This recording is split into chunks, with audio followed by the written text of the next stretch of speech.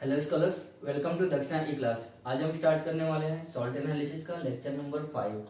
और इसके पहले हमने सारे एनायंस की स्टडी कर ली थी। आज हम स्टार्ट करने वाले हैं केटायंस। केटायंस को हम दो तरीके से टेस्ट कर सकते हैं, एक होता है ड्राई टेस्ट और दूसरा होता है अपना वेट टेस्ट। तो ड्राई टेस्ट में सबसे पहले हम देखते हैं फ्लेम टेस्ट। फ्लेम टेस्ट वैसे तो आपने एस ब्लॉक में इसको पढ़ रखा होगा, लेकिन यहाँ दोबारा से हम देखते हैं। तो कोई भी अगर हम फ्लेम लेते हैं, कोई भी फ्लेम लें तो उसके दो पार्ट होते हैं, oxidising flame and reducing flame. Oxidising flame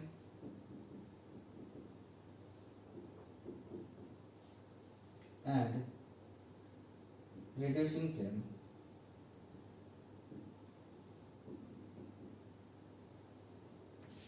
तो ऑक्सीडाइजिंग फ्लेम में बच्चों जो फ्यूल होता है, फ्यूल से एयर का कंटेंट ज़्यादा होता है और यहाँ पे फ्यूल का कंटेंट ज़्यादा होता है।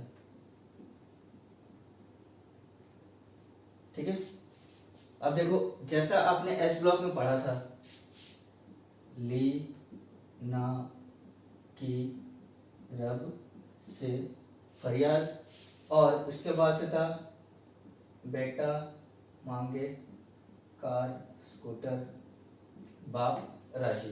ठीक है, तो अगर मैं कलर की बात करता हूं तो कलर आपने कैसे याद किया था इसका, तो ये हो जाएगा आपका क्रिम्सन रेड, ये होता है गोल्डन येलो, ये होता है लिलाक कलर,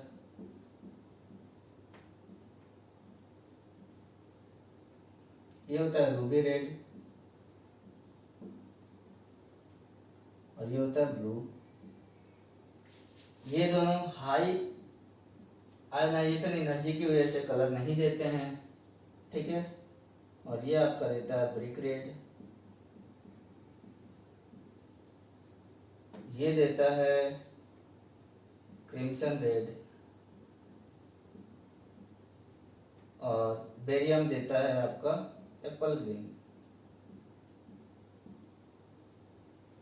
ठीक है बच्चों, इसके अलावा बोरेट ग्रीन फ्लेम टेस्ट हमने किया था, तो ये ग्रीन कलर देता है, Pb+2 ब्लू कलर देता है, कॉपर+2 ब्लू कलर देता है। इसको याद करने का तरीका कैसे है ये आप देखो। तो लीला नाम की एक लड़की है जिसके मार्क्स बहुत अच्छे नहीं आए हैं आईआईटी में, तो वो रो रही है।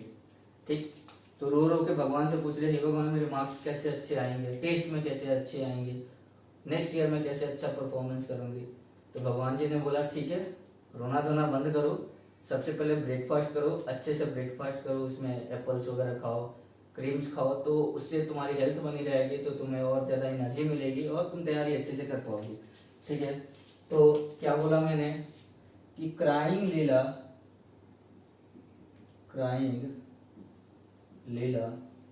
रब से बोले, और भगवान जी ने क्या बोला कि ब्रेकफास्ट में क्रीम एंड ग्रीन एप्पल खाना है।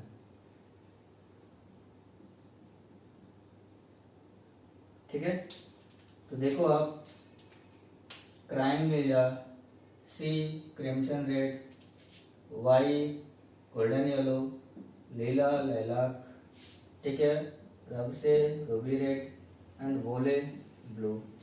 ठीक है, ब्रेकफास्ट ब्रिक रेड, ठीक, cream crimson red and green apple green. तो आप ऐसे इसको याद कर सकते हैं। तो ये आपका हो गया फ्लेम टेस्ट। अच्छा, फ्लेम टेस्ट देता क्यों है? कोई भी एलिमेंट की अगर बात करें तो इसका रीजन ये होता है कि जब हमने उसको सॉल्ट को किसी भी प्लेटिनम वायर पे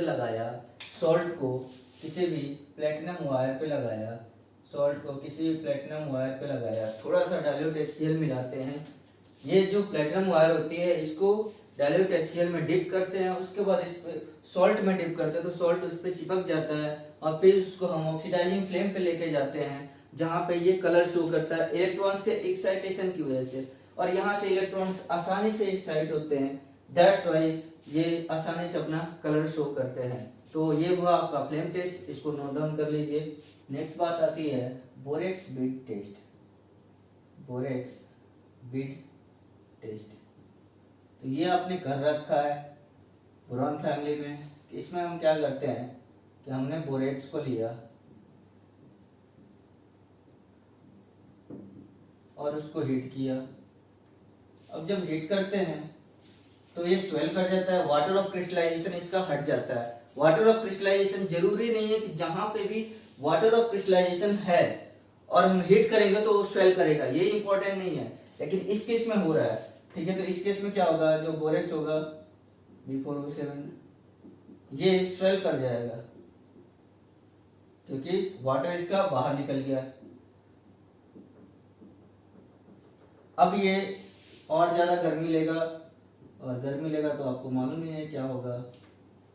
गर्मी लिया तो इसने बना लिया मेटाबोरेट प्लस बोरिक एनहाइड्राइड, और इसको बोलते हैं हम ग्लासी बोरेक्स बीड।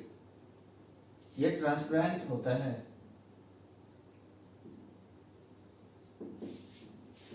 अब ये ट्रांसपेरेंट होता है अगर किसी मेटल के साथ हमने इसको मिलाया, जो मेटल सॉल्ट कलर शो करती है तो ये ट्रांसपेरेंट होता है, वो कलर शो करता है। इसका मतलब कि अपना बोरेक्स बीट 2 होगा वो टेस्ट शो कर सकता है। देखो कैसे, जैसे मान लो मैंने लिया, सबसे पहले ये समझो कि कॉपर का कार्बोनेट लिया मैंने और यहाँ से इसकी हीटिंग कराई तो CeO मिल गया हमें। बात समझ में आई? अब ये CuO इसके साथ रिएक्ट करेगा, देखो कैसे, ये है बेसिक, ये है एसिडिक, रिएक्शन हो जाएगा। तो हमने करा लिया। तो बेसिकली क्या होता है कि बोरेक्स बीड में मेटल का ऑक्साइड रहता है और बोरेक्स बीड होती है बोरिक एनहाइड्राइड, और ये रिएक्शन करके हमें MB2O4 देते हैं। ठीक है, बात समझ में आई? तो जैसे मान लो, और इसको हम दूसरे तरीके से कैसे लिख सकते हैं, MbO2 का होल ट्वाइस। तो बहुत इंपॉर्टेंट एग्जांपल, बार बार आपने देखा होगा कि हमने क्या किया, कोबाल्ट ऑक्साइड के साथ इसका रिएक्शन करा दिया B2O3 का, और हमें मिल जाता है COBO2 का होल ट्वाइस, और ये होता है ब्लू कलर का।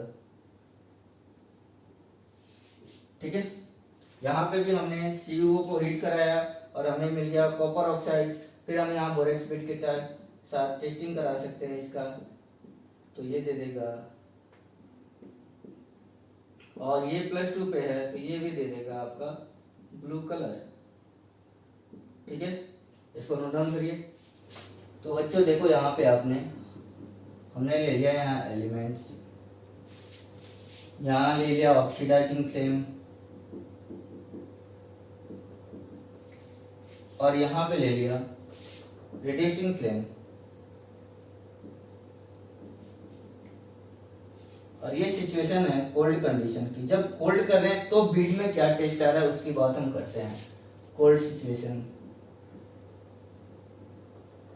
तो जैसे मान लो मैंने लिया Fe, ऑक्सीडाइज होगा तो बनाएगा Fe+3, कलर देगा रेडिश या येलो भी लिख सकते हो आप। ठीक है, येलो, और अगर रिड्यूसिंग फ्लेम में रहेगा तो ये देगा Fe+2, और ये होता है ग्रीन। कॉपर की बात कर लेते हैं, तो कॉपर देगा Copper+2 ऑक्सीडाइजिंग फ्लेम में, और ये होता है आपका ब्लू कलर का। ठीक है, और रिड्यूसिंग फ्लेम में कॉपर फॉर्म में ही रहता है, और ये होता है Cu, और ये होता है रेडिश स्क्रैप, कॉपर कलर। ठीक है, इसके बाद अगर मान लो हमने ले लिया क्रोमियम को, तो क्रोमियम जो होता है दोनों में Cr+3 में स्टेबल रहता है और ये देता है येलो कलर, ये देता है येलो कलर। इसके बाद से हम बात करते हैं कोबाल्ट की, तो कोबाल्ट +2 पे रहेगा दोनों में, इसमें भी +2 में रहेगा और इसमें ब्लू देगा, इसमें भी ब्लू देगा, ठीक है।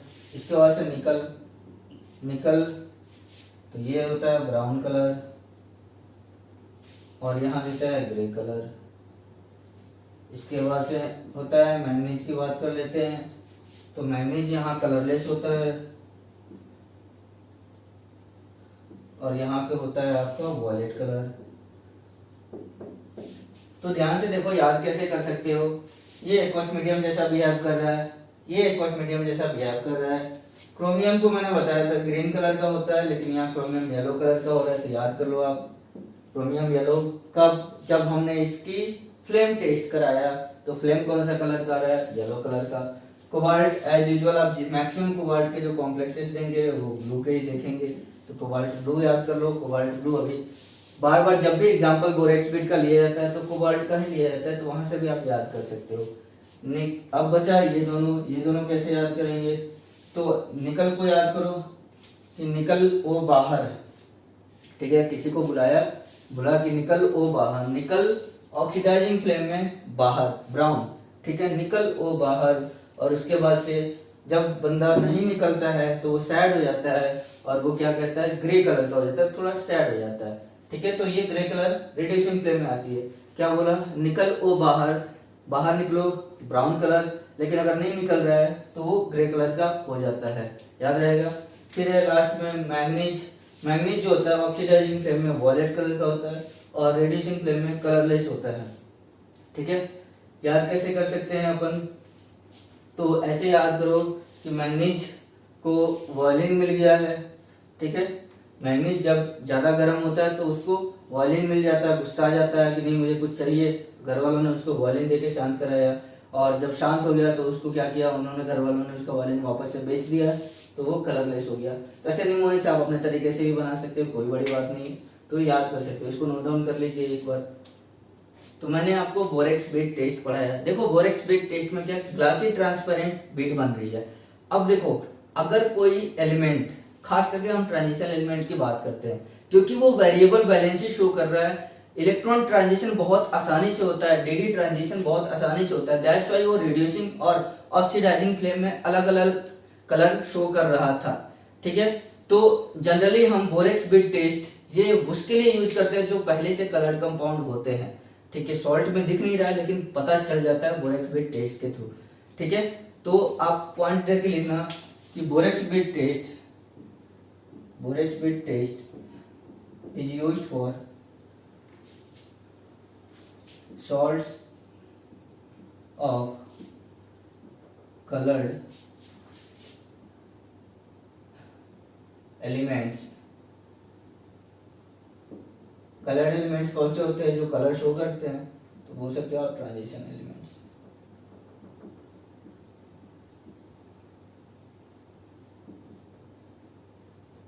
इसी तरीके से इसका भाई है फॉस्फेट बीट टेस्ट।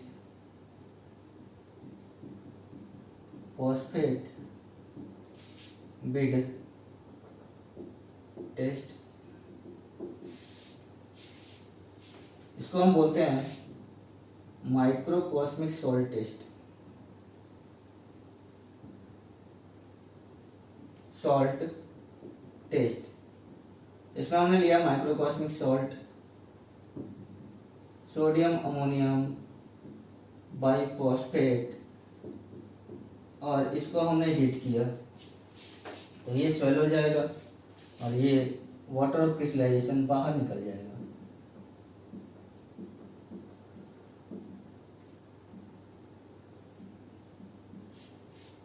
ठीक है। अब वापस से जब हम हीट करेंगे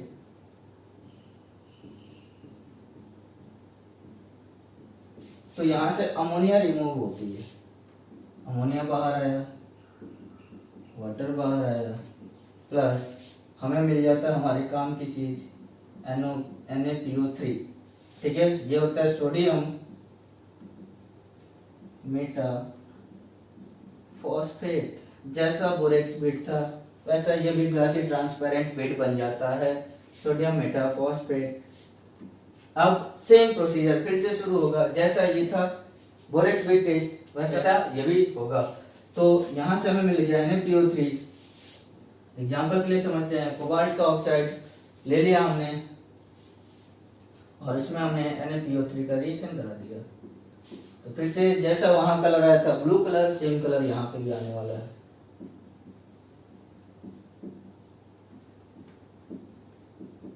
तो एक पॉइंट डाल के लिख लेना कि phosphate bead test gives the same colour as borax bead test. आपका काम खत्म हो गया।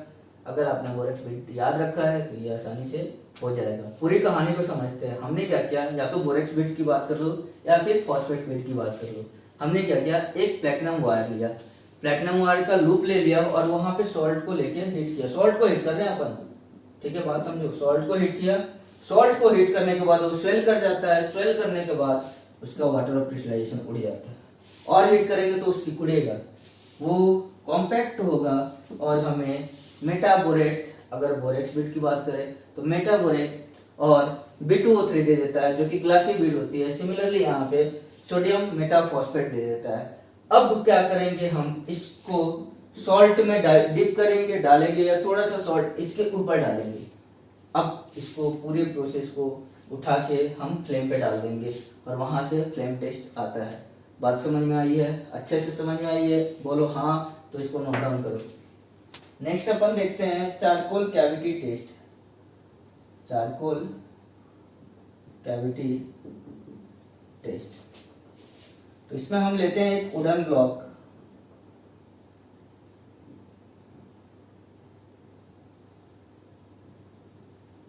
और इस वुडन ब्लॉक में हम क्वाइन के साइज का एक होल बनाते हैं, ठीक है, बात समझ में आ रही है। और हमने क्या किया, एक ब्लो पाइप के हेल्प से ऑक्सीडाइजिंग फ्लेम वाला जो पोर्शन होता है वहां से हीट को पास कराया। यहाँ पे अंदर में सॉल्ट लिया इस क्वाइन में, और यहाँ से ब्लो पाइप के थ्रू हीट पास कराया। ब्लो पाइप का यूज होता है, जनरली आपने देखा होगा कि जो हमारे यहाँ गोल्डस्मिथ होते हैं, सुनार होते हैं, वो यूज करते हैं ब्लो पाइप का, जो कि ऊपर वाले सबसे हीट वाले पोर्शन को, जब से हॉट वाले पोर्शन को क्या करता है, एयर के थ्रू पास कराता है और उससे हमारी गोल्ड मेल्ट हो जाती है। तो उसके थ्रू हम पास करा रहे हैं इस वाले पोर्शन को, तो यहाँ से कलर शो होना शुरू हो जाता है, ठीक है। तो जैसे मान लो मैंने लिया ZnCO3, जिंक कार्बोनेट मैंने ले लिया। अब मैंने इसको हीट किया, हीट पास हो रही है, हीट हो रहा है, तो ये बना लेगा ZnO। ये होता है व्हाइट कलर का, ठंडा होने पे व्हाइट कलर का होता है, ये मैंने आपको डी ब्लॉक में बताया था। लेकिन जैसे इसको और गर्म करेंगे, इसकी लैटिस में चेंज आएगा और कलर चेंज हो जाता है, और ये बना लेगा ZnO ही रहेगा, लेकिन यहाँ पे ये येलो कलर का हो जाता है, ठीक है। तो इससे भी पता कर सकते हैं। लेकिन प्रॉब्लम ये है कि अगर ये व्हाइट कलर का रह गया तो व्हाइट कलर के और भी सॉल्ट प्रेजेंट है मार्केट में, है ना, Al2O3 का या फिर Mg का सॉल्ट प्रेजेंट है white. Maximum salt white colour के आपको मिलेंगे, इवन आप जब लैब में जाओगे प्रैक्टिकल करने 12th क्लास में, ठीक है। तो यहाँ से गड़बड़ हो गई, तो हमने चारकोल कैविटी टेस्ट को थोड़ा सा और मॉडिफाई किया, अच्छा वर्जन निकाला, और उसको बोलते हैं हम cobalt nitrate charcoal cavity test. आपको आइडिया लग गया होगा कि कोबाल्ट नाइट्रेट इसमें यूज करेंगे। तो सिमिलरली कोबाल्ट नाइट्रेट को हमने यूज किया, इसमें हीट किया, तो हमें कोबाल्ट का ऑक्साइड मिल जाता है। अब ये ऑक्साइड इसके साथ एडिशन कंपाउंड बनाता है, देखो जरा आप, तो COO प्लस ZnO, तो ये एडिशन कंपाउंड बनाएगा, तो COO डॉट ZnO बनाएगा। ये आपको भी मैंने डी ब्लॉक में बताया था। और एक और एग्जांपल समझते हैं, Al2O3 प्लस COO, तो ये बनाएगा Al2O3 डॉट COO। ये होता है, याद करो क्या होता है, बताओ जल्दी। ये होता है आपका रिनमन ग्रीन, नाम से याद हो गया। और ये होता है आपका थिनार्ड ब्लू।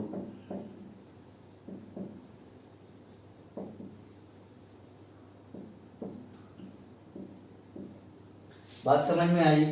एक और पॉइंट डाल के लिखना कि यहाँ पे चूंकि वुडन ब्लॉक ले रहे हैं तो carbon as a reducing agent का काम करेगा, और कार्बन रिड्यूसिंग एजेंट का काम करता है तो कोबाल्ट नाइट्रेट में अगर इसको हीटिंग कराते ये ऑक्सीडाइज भी हो सकता है, तो कोबाल्ट +2 से +3 पे भी जा सकता था।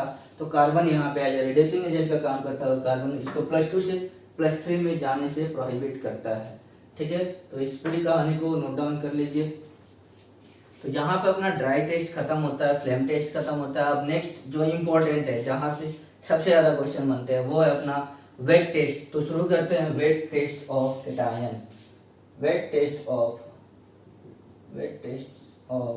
केटायन। तो साथ रहिए, लंबी लड़ाई है, साथ में लड़ेंगे। सबसे पहले ग्रुप केटायन, reagent,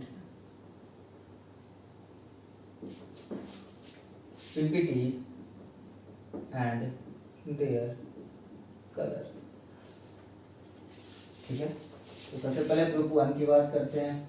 इसके अंदर आता है आपका Ag प्लस pp+2 और Hg2 प्लस। ठीक है, silver, lead and mercurous.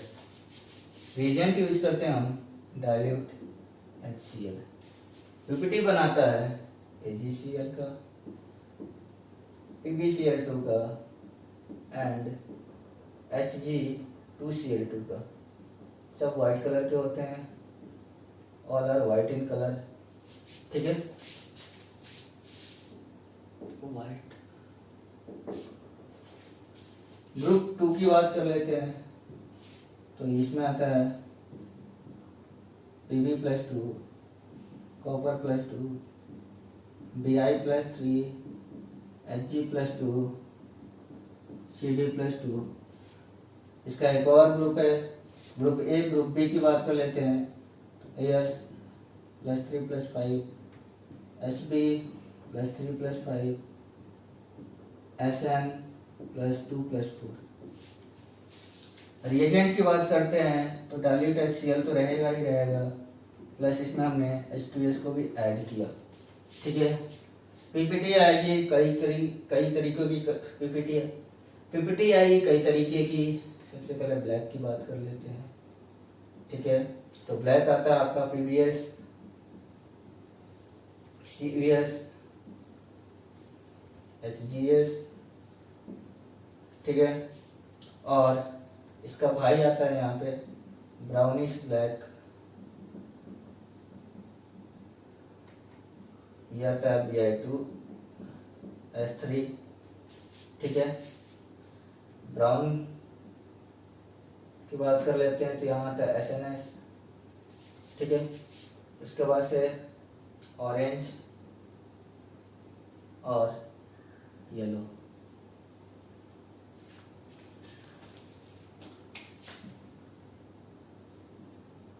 Orange. ठीक है, तो यहाँ पे आपका येलो में आता है CDS, AS2S3, AS2S5, SnS2। ठीक है, ऑरेंज में आपका आ जाएगा Sb2S3, Sb2S5। ठीक है, नेक्स्ट देखते हैं अपन थर्ड ग्रुप की बात कर ले। तो इसमें आता है आपका Al+3, Cr+3, Fe+3। ठीक है, इसके अंदर हमने लिया रिएजेंट NH4OH प्लस NH4Cl।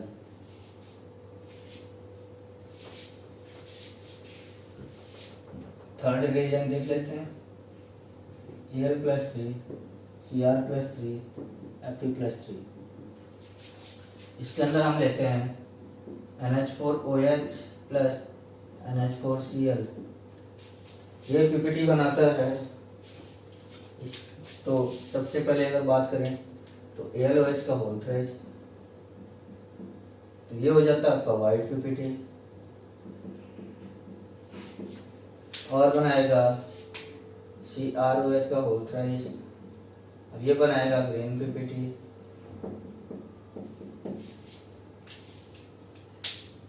और FeOH का होल थ्रेस, ये बनाएगा रेडिश ब्राउन पीपीटी।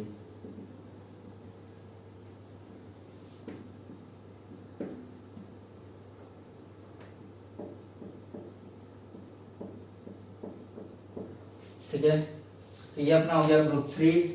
इसके बाद बात आती है ग्रुप 4 की। ग्रुप 4 में आते हैं आपको Na+2, CO+2, Zn+2 and Mn+2। सारे कैटायंस का डीप में स्टडी करना है, बहुत लंबा चलेगा, टेंशन मत लो, सारे याद हो जाएंगे। ठीक है, इसके अंदर हमने सेम ही रखा, बट दोबारा से हमने इसमें H2S ऐड किया। ठीक है,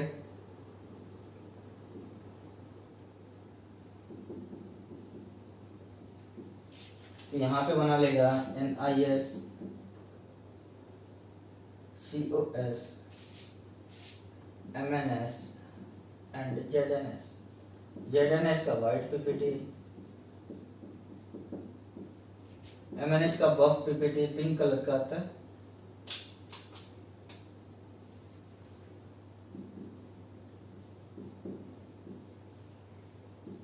और ये दोनों आपके ब्लैक पीपीटी आएंगे।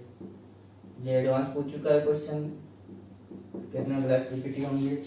ठीक है, नेक्स्ट बात आती है ग्रुप नंबर 5 की।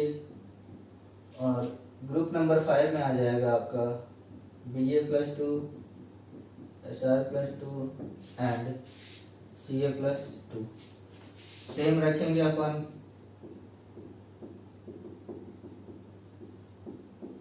H2S की जगह पे हमने कार्बोनेट ले लिया, तो ये दे देगा BaCO3 का पीपीटी, CaCO3 का पीपीटी, SrCO3 का पीपीटी। और ये तीनों के तीनों वाइट कलर के होंगे। ठीक है, next Na+, Mg+2 and K+। इसके लिए कोई रिएजेंट नहीं लेते हैं, इसके इंडिविजुअल कराते हैं। और इसके बाद बात आती है जीरो ग्रुप, जिसमें अमोनियम होता है, अमोनियम प्लस आयन होता है, अमोनियम आयन होता है। इसमें लेते हैं NaOH। ठीक है, तो ये सारे ग्रुप हैं, ये सारे केटायन हैं जिनकी स्टडी करनी है। इन सारे केटायंस की स्टडी आपको करनी है।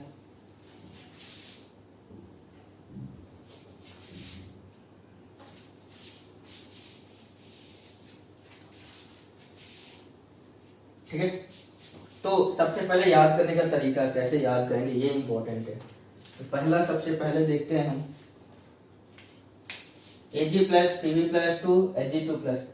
आगे होंगे प्रभु, आगे होंगे प्रभु।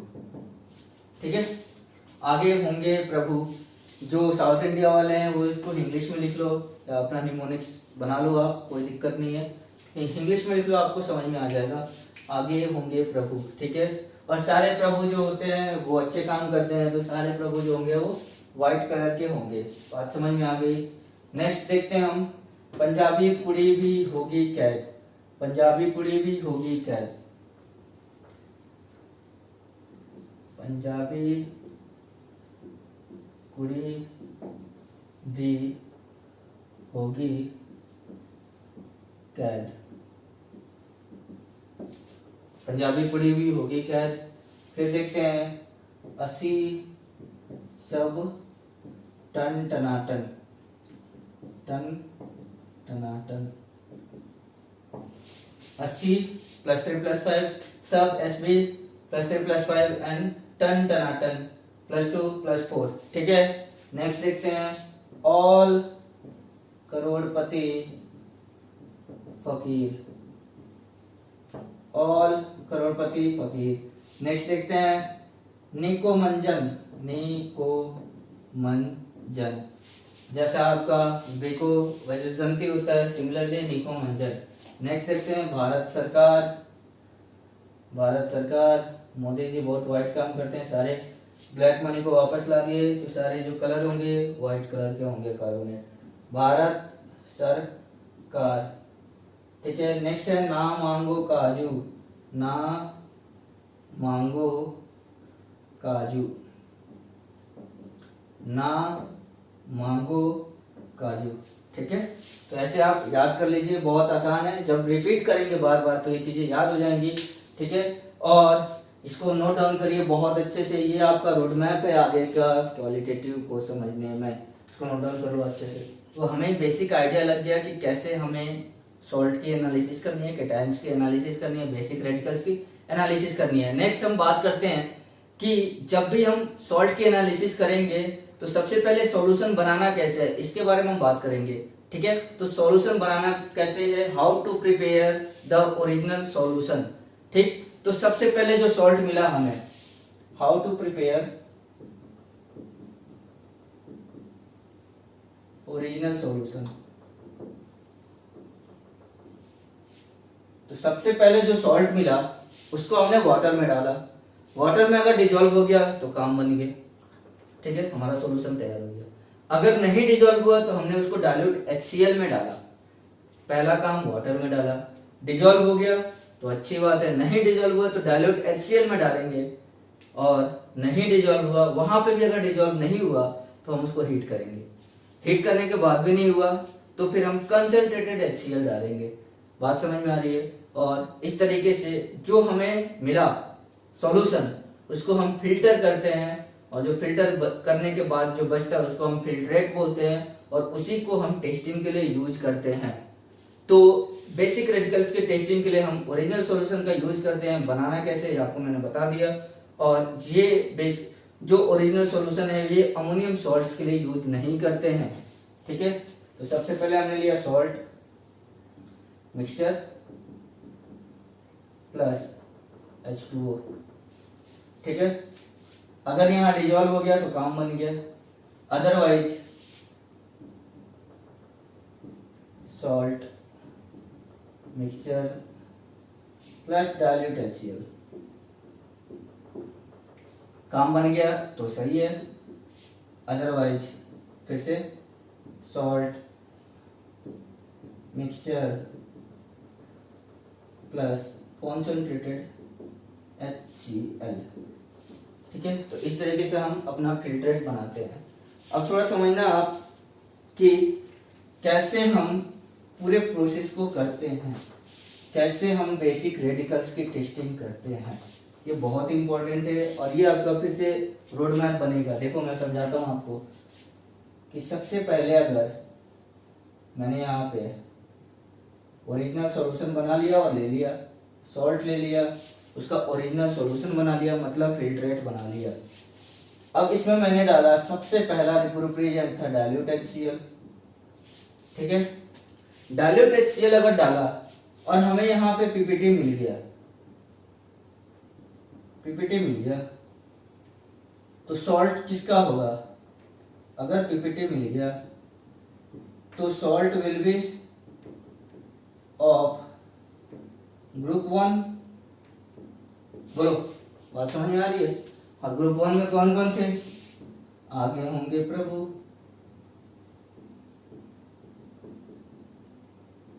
अगर ये मिल गया तो फिर इसकी टेस्टिंग आगे हम करेंगे, वो हम देखेंगे। अगर पीपीटी नहीं मिलेगा, इफ नो पीपीटी डिजॉल्व है, तो हमने इसमें H2S ऐड किया, H2S ऐड किया तो अगर दोबारा से पीपीटी मिल गया, if PPT then group 2 cation is present. कौन कौन से थे बताओ जल्दी, पंजाबी कुड़ी भी होगी क्या, और 80 सब टन टनाटन, ये हो सकते हैं। ठीक है, अगर नहीं हुआ no PPT, if no PPT, तो हम इस जो सॉल्यूशन था उसको बॉयल करते हैं। बॉयल क्यों करते हैं? To remove sulphide. ठीक है, अब ये रिमूव हो गया सल्फाइड। अब हम इसमें ऐड करेंगे NH4OH plus NH4Cl।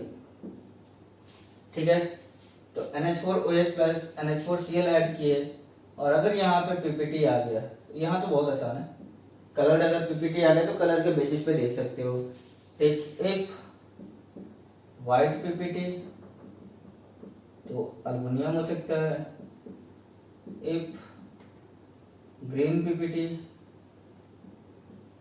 White gelatinous PPT आती है, ग्रीन पीपीटी तो क्रोमियम हो सकता है, एक रेडिश ब्राउन पीपीटी तो FeOH अल्ट्राइस हो सकता है। ठीक है, तो ये हो जाएगा ग्रुप 3 के टाइम। फिर से अगर नहीं मिला इफ नो पीपीटी, तो फिर से हम इसमें H2S ऐड कर देंगे, ammonium hydroxide plus ammonium chloride plus HCl।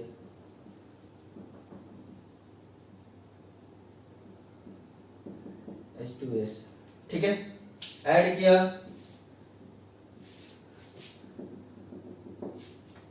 तो यहां से देखते हैं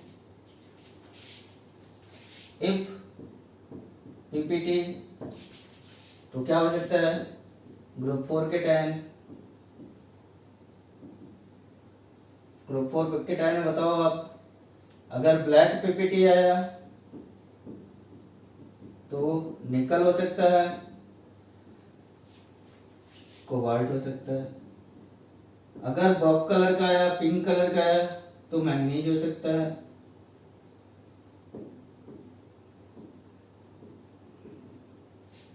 या अगर व्हाइट पीपीटी आया तो जिंक हो सकता है। बात समझ में आ रही है?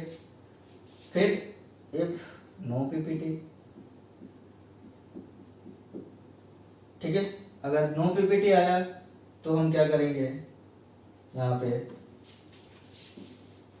यहाँ से फिर से स्टार्ट हुआ है, इफ नो पीपीटी आया तो फिर से हमने क्या किया, इसमें NH4Cl थोड़ा हीट कर देंगे, सल्फाइड बाहर निकल जाएगा, NH4OH प्लस अमोनियम कार्बोनेट ले लेते हैं। अगर व्हाइट पीपीटी आ गया तो ग्रुप 5 हो सकता है। इसके अंदर क्या क्या था, भारत सरकार, BA+2, SR+2 एंड CA+2। ठीक, अगर नहीं आया इफ नो पीपीटी तो इंडिविजुअल टेस्टिंग करते हैं, Na+ के लिए, K+ के लिए और Mg+ के लिए। और जीरो ग्रुप की टेस्टिंग बहुत आसानी से हो जाती है, तो उसको इतना ज़्यादा पढ़ने की जरूरत नहीं है, वो मैं आपको अलग से पढ़ा दूंगा, उसका कोई टेंशन नहीं।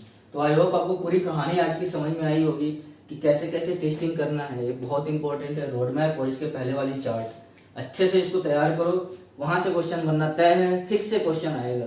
ठीक है, इसके आगे हम कल कंटिन्यू करते हैं। Thank you very much.